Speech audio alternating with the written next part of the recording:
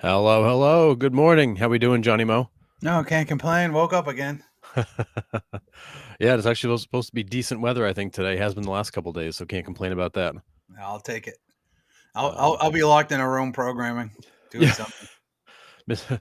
Yeah, our chime captain here. We'll get into that here a little bit later, but happy Friday. Hope everybody's had a good week. Well, we're jumping on this morning. We're going to go through some of the recaps from the week from the 90 and 90. We're at 30. We're now at 34 listings in not at coming into the end of the 9th week. So How many? 34. 34. Nice. 34, and a lot of people we're still kind of talking to and that are thinking about it. And as I mentioned in my email this morning, I send these learnings out every week in an email. A lot of sellers that are still sitting there thinking, I want to sell my house. I just don't know when, and I don't know how, and I don't know where I'm going to go.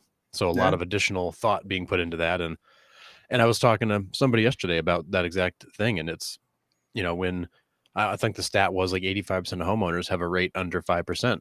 And, for a seller, it's really hard to give up that rate. I mean, I'm at 2.875 to go buy a house at, 6.5 or 7%. I think there's a big disconnect in the math there. That's, I think, causing sellers to really put some additional thought into if they can do it or not. Yeah, and I tell you what, man, but if we pigeonholed ourselves only to one way of thinking, then we will surely have limited opportunity, right? I talked Yep. to a gal the other day, turned the lead into Jeff so he can nurture it and turn it into a sale. She bought she's got a two family, right? She's done living in a two family. Her mom's elderly. She's waiting for mom to pass, and then she's going to move into, retirement, single living kind of thing, whatever. And her situation's different. She's going to pay cash for the next place, right? So for her situation's different than somebody that might be looking at the rate. So if we only think that the rate's the problem, right, or is it a holdup, it will be the holdup, right? Look out, always be open and receptive for looking outside of traditional. Right. Yeah, I think selling something that you bought low, sold high, got a bunch of cash for it, and pay cash for the next property. Yep. I still think that's traditional. That does happen much less frequently than a mortgage, which is the typical way. Exactly. And I think, ultimately the goal is, to find those buyers and sellers that have to do something. Mm-hmm. There's, as we know, there's the levels of need. There's the, at the right price I'd sell. There's the, I'd really like to do something and I'm still thinking it through. Then there's the, I have to do something. Like I have to sell, I have to move, I have to buy. There's, life situations that then kick into effect here. And, as you get people that are more of the, I have to do something and less of the, gee, it'd be nice to do something. You're going to see a much higher rate of those people actually getting into the market and doing something versus the people that are just going to continue to think about it and find reasons maybe not to do it. Yeah, 100%. I feel the same way, right? The thing is this: we all want listings, we all do, but if you got to take buyers, they pay the bills too, right? Yep. And I know if you're looking for a traditional buyer, it's going to be a little bit more cumbersome because of the inventory situation. This is where I think you need to, and I've been getting told this for years, where the agent is going to have to become more well-rounded, more of an advisory role. Yep. And Jeff, well, I'm probably jumping the gun here, but Jeff just went down to that short-term rental training with, was it Michael Michalowicz? Did he put that on from Profit First? I know. I think he was just there for it. It was put on by one of those short-term rental groups. Okay, so when Michael Michalowicz is there, to me, that's an important event to be at because he's brilliant with the Profit First model. Yep. But that's a whole nother world, right? That I think agents should educate themselves in. Now, don't get me wrong. If you're in Portland, Maine, You got the entire seacoast, right, of ideal properties that would be great for this. If you're living in Alabash, Kansas, maybe not so much, right? So it is going to be situational depending on where you live.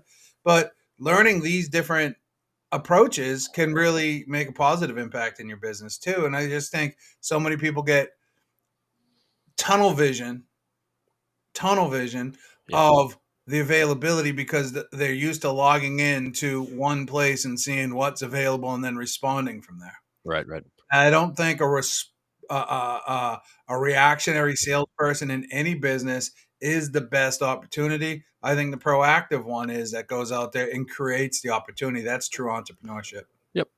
Yeah, exactly. And that's actually a good opportunity to start into our learnings here. So learning number one is, I think you've said it, I think I've said it, and that is to not be at the mercy of the MLS. Yeah. I think over the last couple of years, and I've probably been saying this now for a year. Over the last couple of years, we have gotten to the point where buyers come in. We're like, hey, great, here, let me set you up with a search. You set them up with a search, and then that's it. And then we sit back and wait. And we wait for the buyer to find the house they want. Wait for the buyer to contact us if they want to go see it. Wait for the buyer to, to basically treat this like a self-serve kiosk. They're going to come in and place their order, and then you're just going to take that order and fulfill it. But you're worth your fee. Well, and that's the thing, like, ultimately to show that level of professionalism and the expertise, we should be using those buyers to prospect for listings and be that professional matchmaker. We should be finding the listing for our buyer. We should be prospecting for that listing for our buyer. Maybe the market delivers, maybe the market does give to you. But if you're working buyers right now and you're just waiting for the market to give and deliver to you, you've lost all control of the process. And you are doing your buyer a disservice by not actually actively looking for the home they want because they think that's what you're doing for them. If you don't dig for gold, you'll never find it. 100%. Right. And I think if you engage with somebody with the coveted buyer agency agreement, Yeah. It is your obligation to look for other sources of potential properties for your buyer other than MLS. Right. Otherwise, what good is your buyer agency? Too many people, I think, use the buyer agency to tie up their buyer. Yeah. I can show you 18 different ways to get out of a buyer agency, but that's not the conversation for that. You got to really go out there and be proactive and find what is the buyer looking for. That's really, when you do that, I will agree you're worth your fee. If you just sit there waiting for them to hit MLS and you go and open the door, you ain't worth your fee. I'm sorry. No, and that might really, that's going to offend some people, but it's real. It's real. If all you're doing is opening doors for somebody and then, you know what I mean, being that response, yeah, there's other things that come in with it. So I'm not trying to minimize that. Getting the offer accepted, knowing this, all these other things. That's part of the job.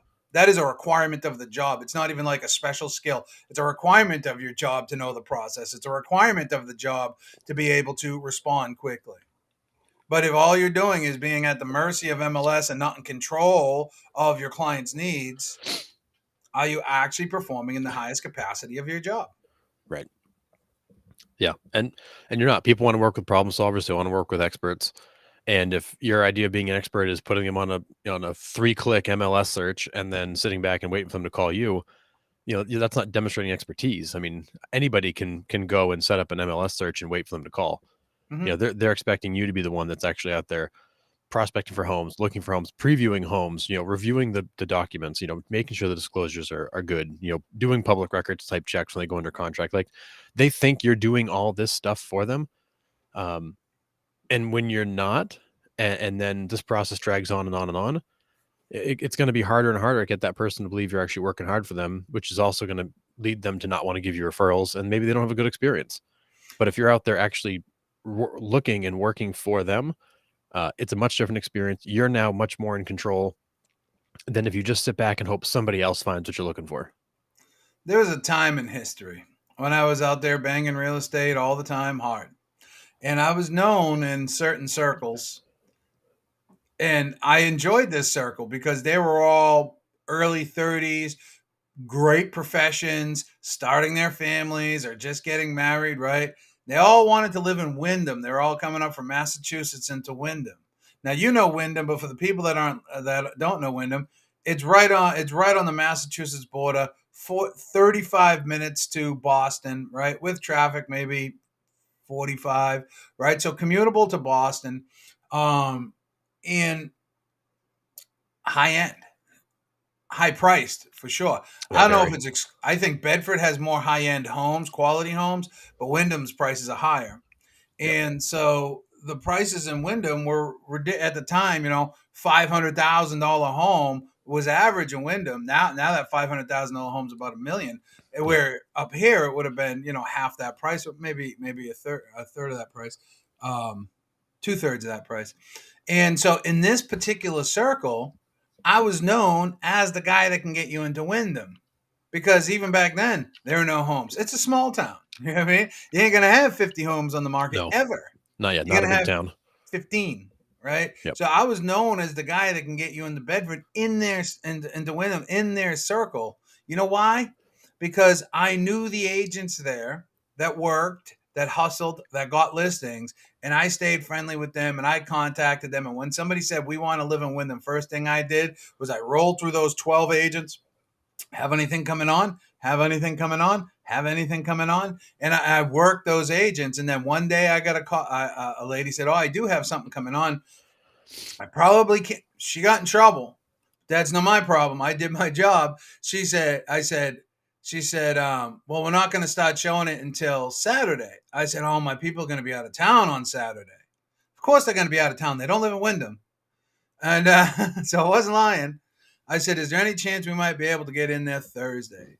She said, sure, but don't get me in trouble. I said, I would never. So I went and showed the home, wrote an offer up, 10,000 over asking price. They got the home. No problem, no questions asked. They ultimately sold the home, 2 years later because of marital problems, whatever. And they ended up making like 65, I think over almost $100,000 on the home. Right. I think we sold it for like 569. They paid 489, something like that. But anyways, as a result, in their circle, I got known as the guy. So I did what I always do. I had my cookout. I got to meet their friends. I found another friend. So that's a referral. I ended up helping them get a house for 529 or 549. Same situation. Right? Said, hey, this is hitting the market on Saturday. Nobody knows about it yet. I need you here Saturday. We have an appointment Saturday at 10 o'clock. It's not an MLS yet. It'll be an MLS on Friday. Right? And what we do, we showed up there Saturday, 10 o'clock. I already had my appointment, went in, we got the property. Right? Yep. So there's a difference between being at the mercy of MLS and being in control of the destiny. Right? I don't want to ever be in the mercy of. Get out there, make a good reputation, stay in touch with the people who you just have to look in the MLS. It's always the same handful of people. No matter where you go, it's always the same handful of people. Yep. Right. Stay in touch with them. Yeah. And I don't generally work with a lot of buyers, but I had a buyer a couple of years ago that a friend of mine really wanted a condo in a certain community, in a certain area here. And of course, this isn't Texas. So our condo communities, I think this was like 60 total units. It's 5 buildings of like 12 units so not a big neighborhood. And there's nothing on the MLS, so that's fine. There's only 60 units. What's the likelihood that there's ever more than, maybe one a year hitting the market? So I called to the neighborhood and went a couple times through it over a span of probably a month. And actually found somebody who owned a condo in that association who had actually moved out of state. They were renting it, didn't really enjoy renting it, and were really, they're like, well, geez, if I can get this for it, I'd be happy to sell it. So what did I do? Got the buyer involved, put the property in a contract, negotiated the commission. I was the only agent involved. We got her into the condo. But again, that was, if I'd waited for the market to deliver, I don't know when another unit would have hit. She could have been sitting there for a week. She was sitting there for a year waiting for another. And if you waited for that condo to hit the market, then you would have probably been in a potential multi-offer situation. Oh yeah, and I mean, and she got the condo for what I would say was probably maybe a bit of a discount over fair market value. So it didn't get bid up by 10 other offers, and she was excited. She got in the neighborhood she wanted to be in a first floor corner unit where she wanted to be, and it just so happened that by being proactive, I found her what she wanted, and we were able to cut through all the noise and nonsense and get her in there. So yeah. and that ultimately I think is the best case scenario when you can actually go find it. I'm gonna say this. I said this the other day, and I think I lost some friends on it, but I'm a big boy, so I'm okay with it. Um, you don't have a lead problem, you have a discipline problem, plain and simple. Mhm. Right? You don't have a lead problem, you don't have an inventory problem, you have a discipline problem. You've been spoiled over the I'm even going to say during the market crash, we were spoiled. Because if you had positioned yourself right and you're working with investors, you would have sold a crap load of properties. Yep. Right? Yep. I know I Exactly. did. Right? Sold over 100 myself that year. Right? Those couple of years. I bought 5 or 6 myself. Mhm. You don't have a lead or an inventory problem. You have a discipline problem. And that discipline problem is because you're operating on that mercy, on that reactionary type mindset, right? It's almost like the same in psychology, that victim mindset. Until Right. you can break that cycle and get out of it, you're always going to be the victim, right? Just like are you the victim of MLS, right? Are you the victim of the MLS, a victim of mercy of MLS, of the other agents? Yep. To I think we've gotten carried away with listings, leads, leverage. And I don't mean to pick on Gary Keller. I mean, that's what he says, and MREA and everything else like that. He's right. But Absolutely. I think too many people are out there chasing listings, which is, don't get me wrong, is everything I suggest too. Yeah. If you control the inventory, you control the market. I mean, we know that's always been the case. Yeah. But listen, if you're a meat purveyor Right. and you can't get this type of beef, but you can get this type of beef, you're selling this kind of beef. Exactly. Right? So you got to be able to morph and say, I'm working with buyers. Let me make this happen. Hey, sellers, let me make this happen. Yeah. Right? So you got to work with those people and work with them in your higher capacity, because when you're working like that, you're going to generate other opportunities. Well, and I think back to that point, I think the listings leads leverage concept is misunderstood too, because you want to take listings because that creates leads, but the leads that creates are buyer leads. So really you're taking listings to create leads. Those leads are often buyer leads that come back in through the network. And then you need leverage because now you've got all this transactional activity that you need to be able to focus on. So it's not just a matter of having buyer leads come in and discarding them, which I think some people think like I should only take listings. No, you should utilize the buyer leads that come in off the listings. Listings are one of the best marketing tools we have. When you put your sign in somebody's yard, that is a massive amount of immediate social credibility that somebody's actually trusted you to sell their home. So that gets you immediate credibility. It also generates leads, and those leads should then be taken into your network, to your system, and either handled by you or somebody on your team, because it's a massive lead generator. Yeah. I mean, I look at sign real estate sign as calls are still a thing. We still get sign calls. signs are still a thing, man, for sure. Not only when you take that listing, you get the sign, you get it across social media, digital assets, and all these other places. Listen, man, real estate, you got to look at it like playing Pac-Man, right? Sometimes you're eating all those dots, and those ghosts are trying to chase you. That's the economy, and that's the other agents are all trying to Yep. get you. And then every so often, you got to eat one of those power ups, turn around and go and eat all the ghosts Yep. up, right? Exactly. You got to be able to morph in this business. You got to be able to shift in this business. And I don't want I don't want the shift to get misconstrued with like a market shift or anything else like that. You have to be, real estate's a metamorphosis, right? It is a continual metamorphosis. What's working today might not work tomorrow. What worked a couple weeks ago, who knows? You did a video on this, now all of a sudden every agent in your market's doing a video on that, right? So it's a Yep. metamorphosis. You got to continually evolve, but always take that opportunity. When you're looking for listings for your buyer, you're doing seller lead generation activities. Mhm. Other opportunities are going to shake out of the wall, out of the shake out, Check whatever, out. shake out. It's still early. But other opportunities are going to shake Yep. out, right? And on top of that, if you got nothing to do, educate yourself. Short-term rentals, long-term rentals. What does cap rate mean? How do you figure that out? Start doing some videos on investing. What does it look like to buy a 3-family? What does it look like to buy a 2 or 4?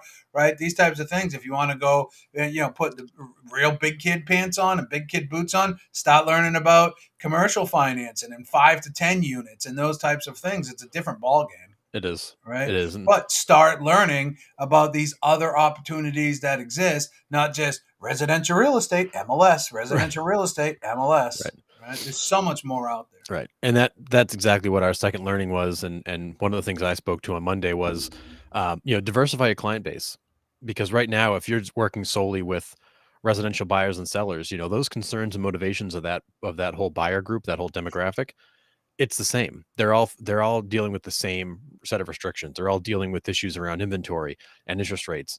And when you're working solely in that area, um, things like interest rates and inventory will actually be what stops your business completely. Um, where on the other side, I work with a lot of investors and commercial clients. I'm busier than ever right now because your investors and commercial clients don't care. They don't care about inventory because they're going to continue to hunt for deals. And a lot of times those deals come in off market. Your commercial users, they need to place a business somewhere. Interest rates don't matter to them. If they're a tenant, they really don't matter. If they're buying, it's more a matter of, does it work for my business, and can my business withstand it? But as an investor myself, I don't care what the interest rate is. If the property cash flows, it cash flows. If the deal works, it works, whether it's at 2% or 20%. Like, I don't care what the rate is because I'm not paying it. It's being paid for by the property. So Mm. when you have some diversification in your client base, as things in the economy shift or inventory trends shift or buying and selling trends shift, you're a little bit more insulated from being completely and entirely shut down by one segment, because when one is strong, the other's weak, and vice versa. Yeah. And that's ultimately, I think, what helps us is that we can branch into other areas. So when you do have some weakness in one side or the other one picks up the slack.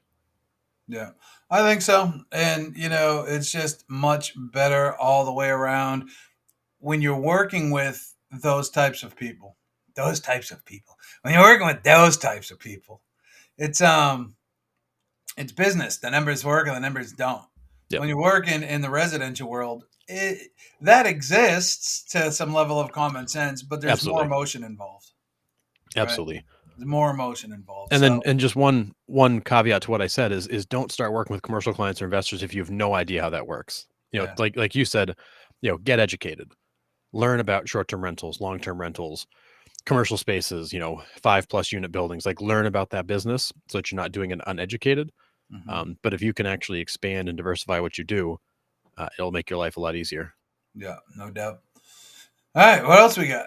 All right, last one, and you mentioned it too, and it was a big part of the event we went to, is that the networking component. So we want to be networking not just in our community with clients and referral sources, but also other agents and vendors in our market.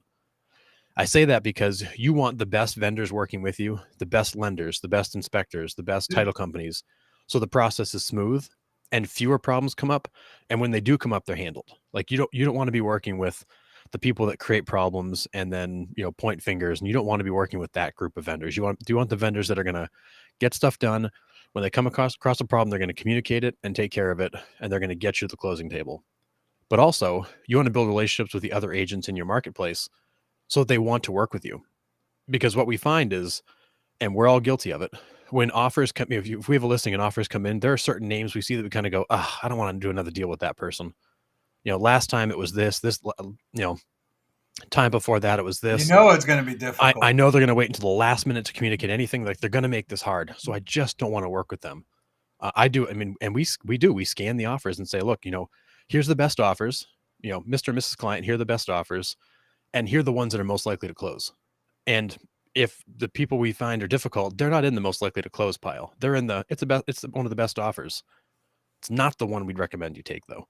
Hmm. And that reputation has a big part in how your offers, how your communication gets received by the other side. And you Yeah. want to be the agent that is building win-win situations, that has that great reputation that people want to work with, because it's going to give your clients a better shot at getting what they want, because people will actually want to work with you. You're exactly right. That's 100% true. There's some people in my market that are jerks, pit bulls, rabid pit bull. I say pit bulls. My best friend's got a pit bull puppy. He's happy as can be. So I mean, they get a bad reputation, stereotype, but just rabid, right? You did just unsavory. You don't want to work with them. Now, don't get me wrong. That might be me too. Yeah, right. Yeah, I could be And one of those. I could be one of those too. I don't know. because I'm straight business, man. You Yep. know what I mean? What does the contract say? I don't care what you think, right? Yep. If you didn't put it in writing, it is not my problem. If we didn't discuss it, it is not my problem, right? Yep. Uh, so don't get caught. So do your job. Yep. Represent your client. You're gonna pay. You're worth your fee. Represent your client. But there's some people in my market. I'm not even gonna. I don't want to say any names, but they're like, oh, I don't want to work with so and so. That person's a real. Yep. And I'm like, man, I've had 3 transactions with that person.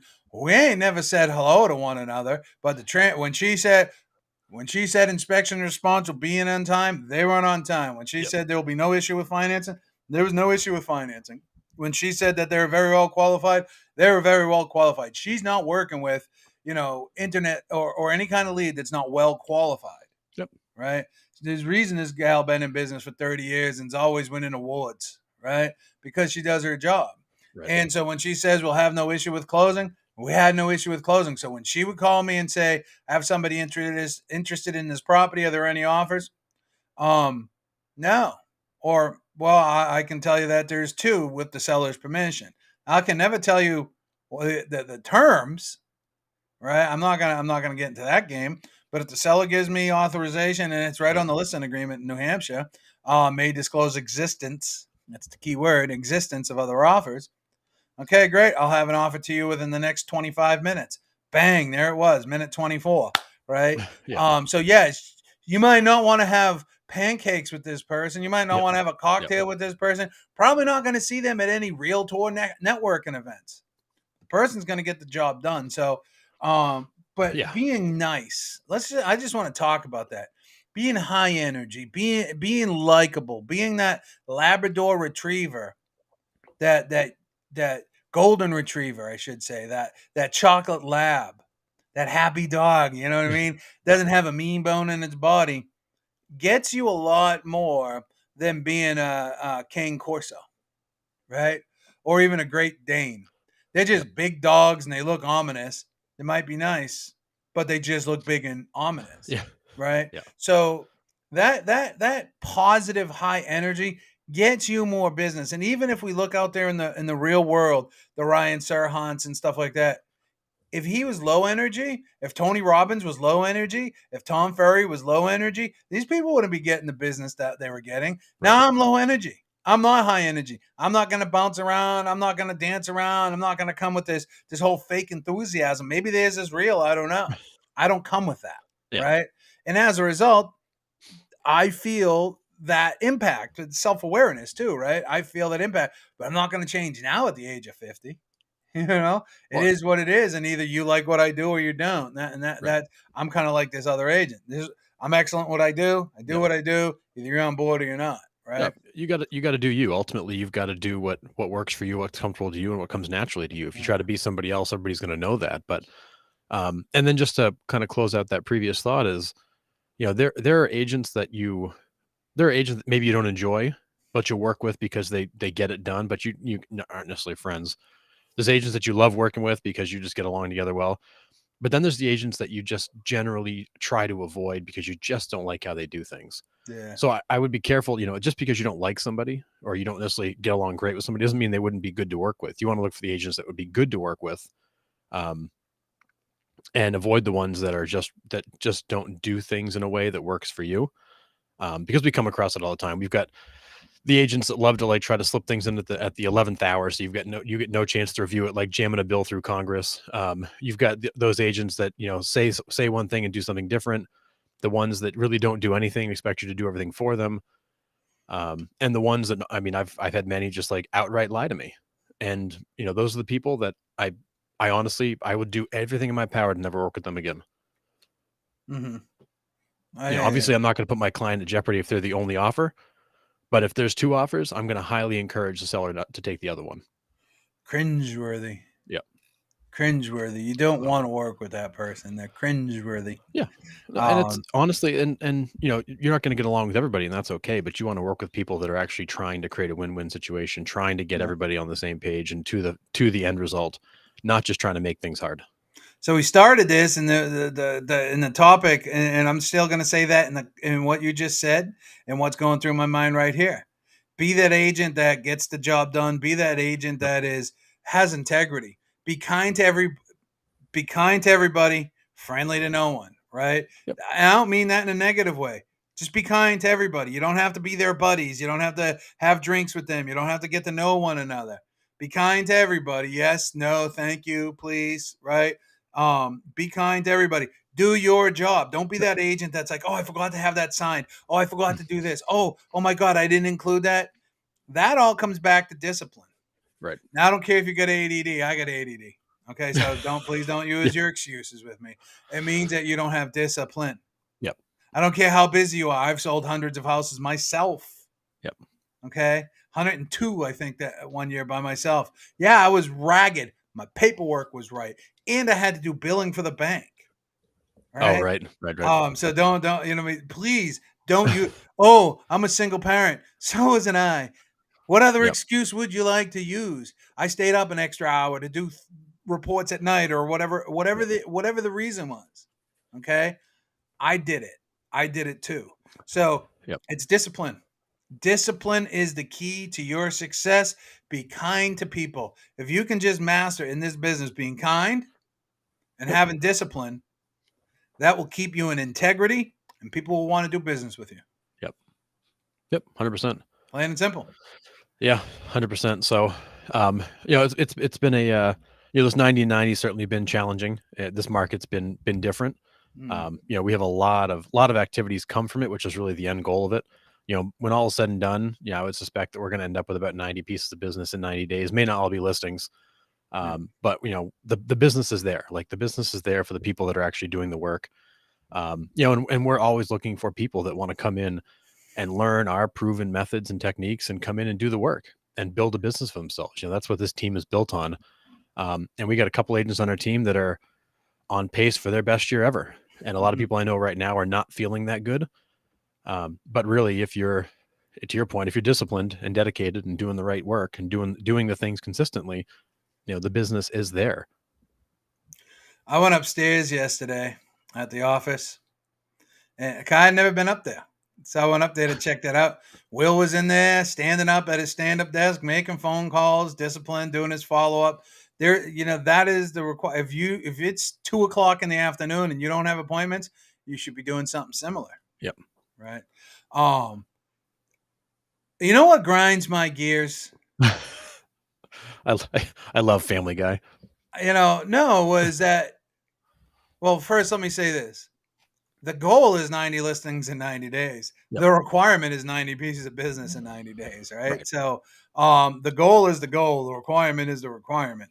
But you have what's one of the top ranked teams, according to U.S. News, the number one in Maine team, taking a half hour out of their busy schedule each week to give back, to say, hey, this is what we're doing. Learn from us.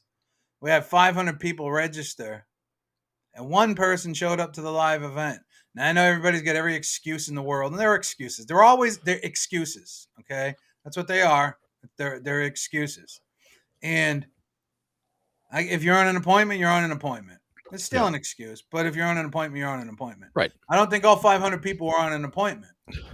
No, based on the inventory levels, they couldn't have been. Right. And so one person showed up to the live event to potentially ask you and Jeff, who sell 300 plus homes a year, 100 million plus a year, and one person showed up.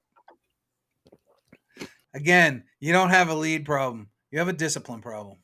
I'm going to say that, and I'm sorry if it's offensive, but until you can look in that, just like an alcoholic, until you can look at that mirror and say, I have a problem, you'll never address it, right? You have a discipline problem. And even you don't blame me. Blame Matthew Ferry, Mike Ferry's son, Tom Ferry's brother. He says the same thing. You have a discipline problem. Well, and I think, as we've said all along, it's 12 weeks. It's a big commitment, but ultimately it's the work that needs to get done. And I think the difference between us and the sustained success that we've had and the typical agent is the fact that, I think The Rock said it many times. We're just going to outwork you. We're going to outlast you. Mm-hmm. And that literally this business is so unbelievably simple. If you just commit yourself to do the activities, the business is there. Yeah. If you just get into a relationship with enough people, the business is there. But the reality of it is, I mean, I'm listening to podcasts and I'm talking to a lot of people. So many of these teams and agents, their business is built on paid leads and has been built on paid leads for so long. And we have agents that would happily take paid leads from us in our own marketplace. That same lead has been sold 15 times. Right. But True it's story. one of those things where, the most important part of our business we've given away. We're expecting somebody else to provide for us, which is dangerous. But more importantly, like when the market gets difficult, if that's how your whole business is built, and the number of leads gets cut in half or gets cut by 2/3, you're strictly a passenger on this ride to nowhere. And the cost of those leads gets more expensive because there's less of them. The competition for those leads gets more, aggressive, and you are literally just riding along. And that's why, I mean, I think NAR is predicting 250,000 agents are going to leave the business before the end of the year. Mm-hmm. And that's what, 15% of the agents out there? Yeah. I mean, that's that number's probably going to end up being larger because ultimately the people that are doing the work and there's many people doing the work that maybe aren't following along with us or aren't showing it. And I applaud those people. But ultimately the reason that we took 15 listings in the last 2 weeks, the reason we're doing that is because we've got the staying power and the lasting power that most other people don't. Yeah. That's all it is.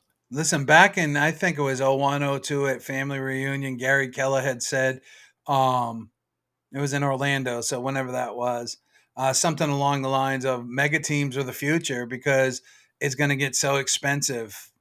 It's going to get so expensive that a new agent coming into the business isn't going to be able to break in to Zillow, into Realtor.com, or any of these other places. They're not going to be able to compete with pay-per-click or any of that. That's why what we're doing, we have the perfect storm going on because you guys had this vision and have been putting this into practice. And I have the vision and I've been putting it into technological implementation. And, we're using Chime. We'll end up probably building our own thing for the greater good. But for the real estate agents, we're using Chime. I'm optimizing Chime. I got one of the pages on the first page of Google for a very important key term. Yep. I will not share or show any of this. So don't ever ask me because I'm not going to show you what I'm doing for my paid clients. But they're on the first page of Google for a very important term for their area. And that doesn't just happen. It doesn't happen because you wrote a blog. I'm going to say something, Harrison. Writing blogs is useless, 100% useless if you are not writing them properly. Yep. I don't care what you want to write. I don't care if you want to write a blog just to stay in touch with your past clients. Cool. Yep. If you think that blog is going to rank somehow, it's not. Because there's structure you have to follow. There's particular order you have to follow. There's keywords that you have to put in there, right? You need so many headings. You need so many paragraphs. So if you're not utilizing these tools to tell you that, then it's only for vanity. It's only for your own personal use because it's not going to compete out in the digital world. It's just not. It's protocol to follow. But we're using, and this is something that I have taught. This is something that I preach. Matter of fact, somebody asked me if I can help them with ads and landing pages. I said, this is how we do it. And this is the only thing we'll talk about. And because that's all I don't want to come out of that focus, but we're utilizing video. You're utilizing video to stand out in the community. You're utilizing video right here, right? To make relationships. Yep. We're using video to grow the main small business advocacy group. Right now, all of a sudden, bring small businesses together where you and Jeff are going to be the central light, the central figure of this small business advocacy group. Yep. Where you got podcasts locally. You do so much more stuff than I know. I just got my small piece in it. Yep. But why don't you go on and explain a little bit more about what you guys are doing and your vision with the video and the Chime and the blogs and the optimization stuff?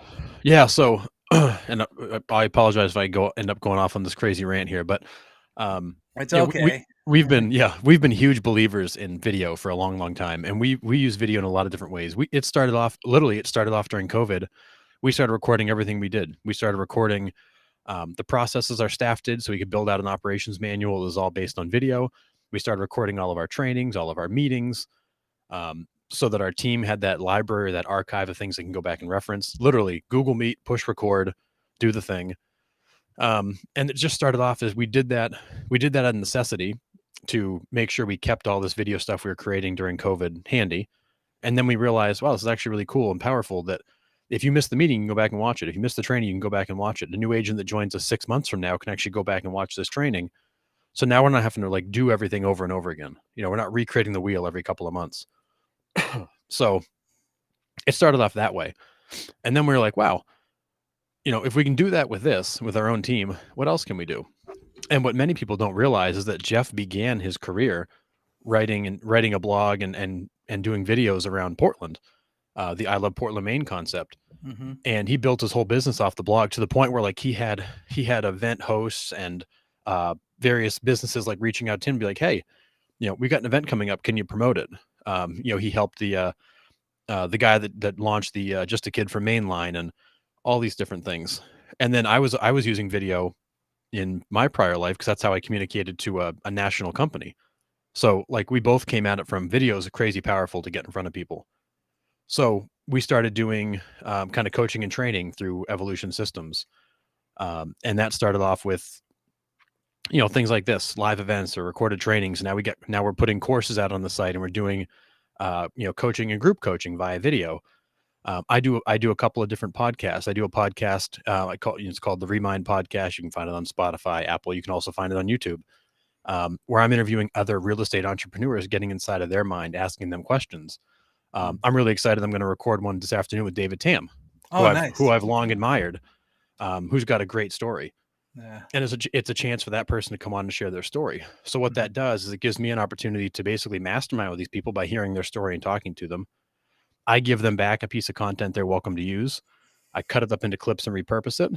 And it's been a lot of fun. And it's been a great chance for me to also network and increase my exposure because I'm very much an outsider to this industry. I was in the industry for years, but I was on the development side.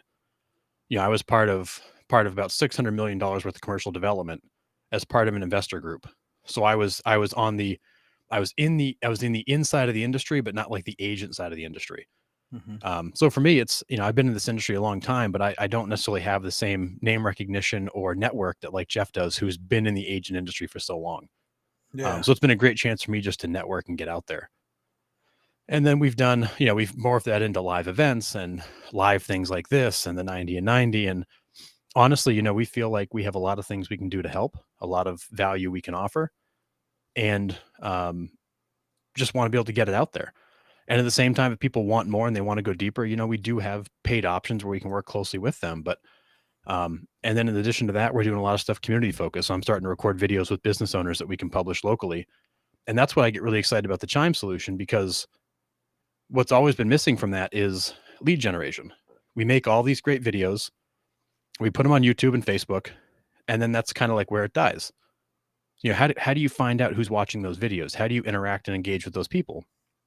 Other than comments and responses, you know, there's no opt-ins. There's no, hey, I'd like to know more. I'd like to sign up for your newsletter. I'd like to, I love what you guys are doing. I'd love to buy a house with you or look for a commercial property with you. So what Chime allows us to do is add lead capture, but ultimately we've become really, really big about controlling our own traffic, controlling the eyeballs of our consumer. Because when they get on a place like YouTube, what do they see? Everybody else's stuff. When they're on Facebook, what do they see? Some of our stuff, because Facebook doesn't deliver it all, as we know.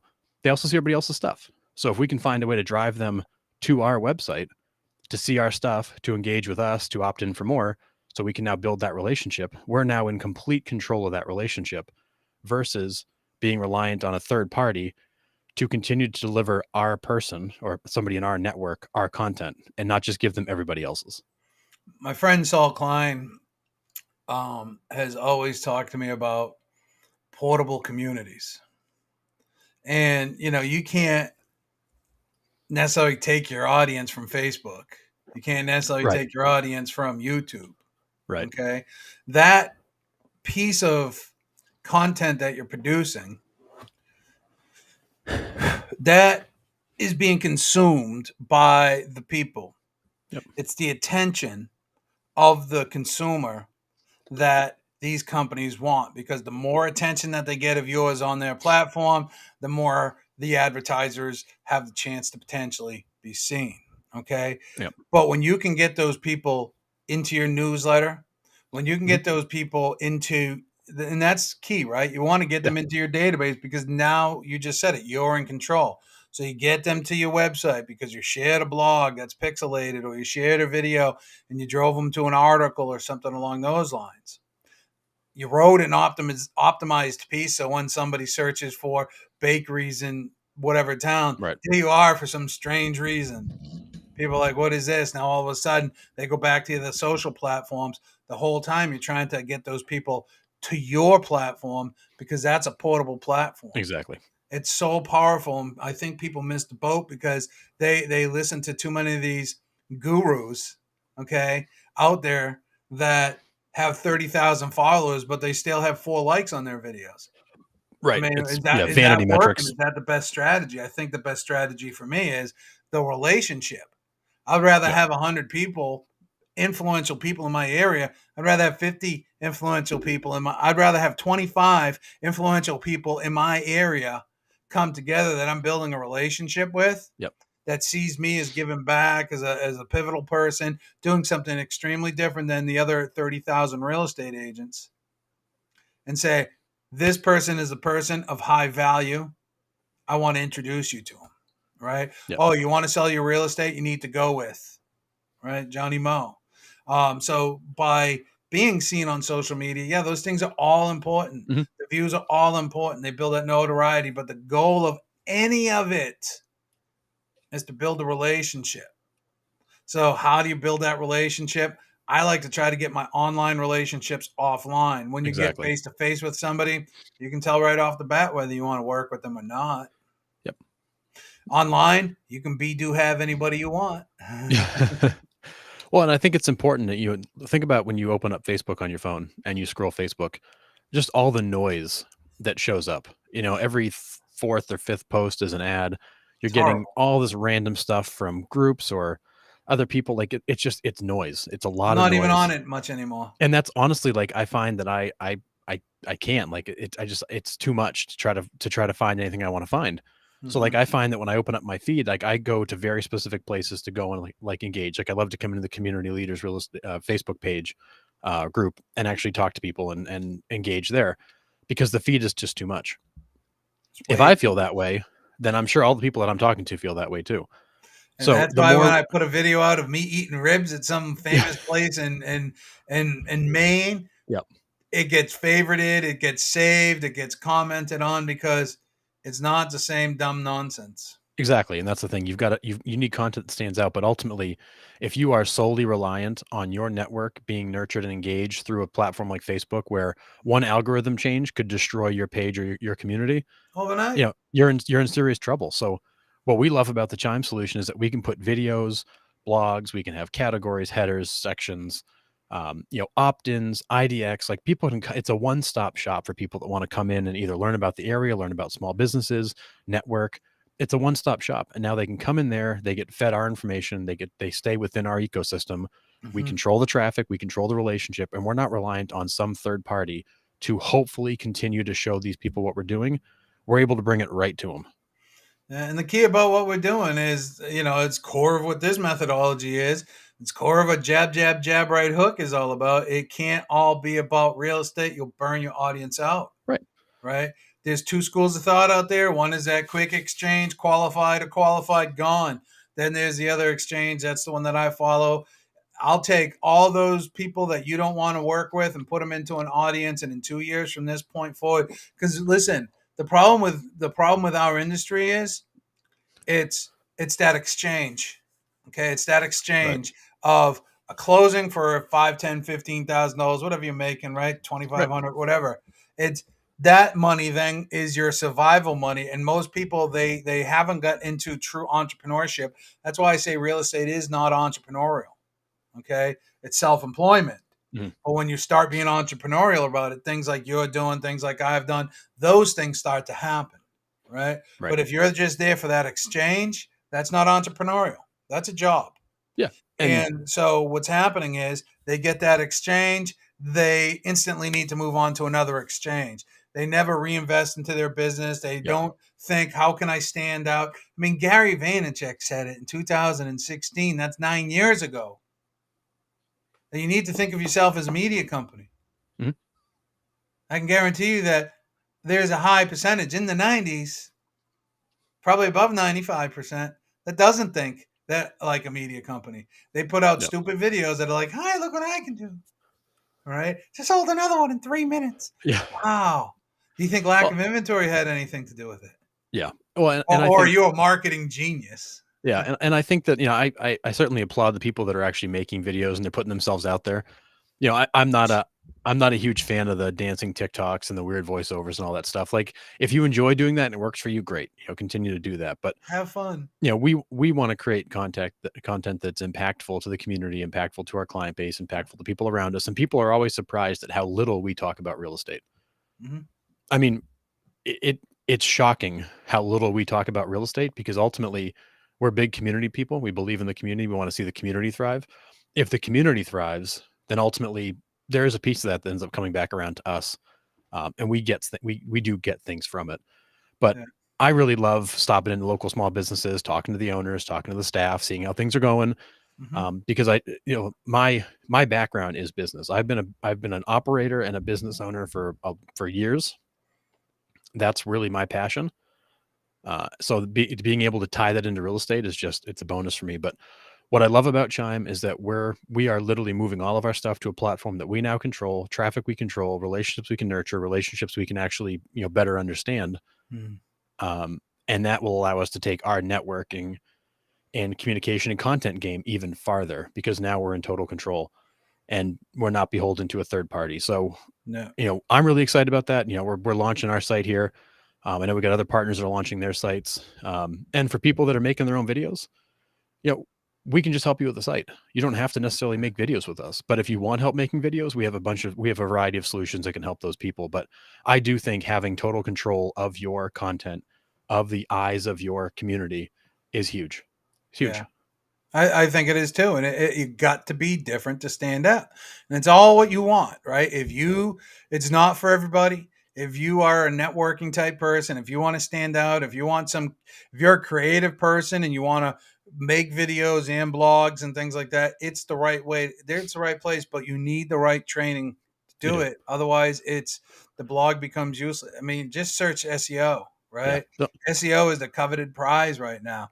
I know how to do it, on an elementary level, and the people that we're bringing in are experts at it. They Yep. write AI for companies, right? Yep. So, we're going to be able to bring that in, and part of the evolution of Explore My Town with you, with you and Jeff was to have three offerings, right? One offering is, hey, listen, we'll give you the Chime site and we'll train you. We'll show you everything that we're doing. You're invited to all of our Yep. trainings. You're going to edit your own stuff. You're going to Yep. optimize your own stuff. We're going to show you how, Sure. right? Because that's very, very important. Yep. The next level is, okay, you want to leverage the editing and the write-ups, and we're going to offer that. That's level 2. And level 3, and there's price points to all these, Mhm. right? And then level 3 is going to be, okay, we're going to do this SEO package for you that is really going to help you and your brand, and that's portable with you, Yep. right? So if you want to do it yourself but be part of the gang, you're in. You want us to help you do some of it, like the hard part, the editing, the ideas, the content, and all that other stuff. You're in. You want us to do the SEO, the search engine optimization, the Google stuff, the keyword research, the directories, and all that other stuff. You're in. You're in luck. Yep. You want us to run the ads? There's two things. The reason we went with Chime on this is because they have the back end built right in where you can do it Oh yeah. yourself. Real simple. They Super got a easy. great team that'll help you do it, Yep. Super easy. or you can hire our experts to do it, right? And they will do it $500, and I think 400 of it goes to ad spend, right? Yep. So there's multiple ways to do it. You just have to invest in yourself, and it's like anything. If I can get you I can get you 1,000 leads, easy. but I don't want 1,000 leads Yeah. Right. because they're not leads. No. Those are not leads. Those are suspects. They're inquiries. Yep. Right? That's what they are. I'd rather have 10 leads of qualified people because I'm going to convert those at a much higher percentage with less effort. Yep. But at the same time, I want all 1,000 of those names in my database, getting my newsletter, seeing my videos, and being part of my networking ecosystem so that when they are ready down the road, we can capture them. Yeah. But we definitely want to find that more engaged crowd that steps forward and says, "Hey, I like what you're doing. I want to be a part of it, and I want to work with you." Well, if you see jjmo@aol.com, that's me. I'll make sure I delete that one immediately. That's my fake one. Yeah, so it's really cool how we've been able to really upgrade this offering, take this thing to a point where you're in control of it. We've become really strict about what we will send traffic to because we've always been missing that part of, we all take this approach of post and pray. I'm going to post it out there and pray people see it. That's the world, And man. that's how it works because you don't have control. Now you can run some ads and help increase your chances of success, but ultimately post and pray is the solution.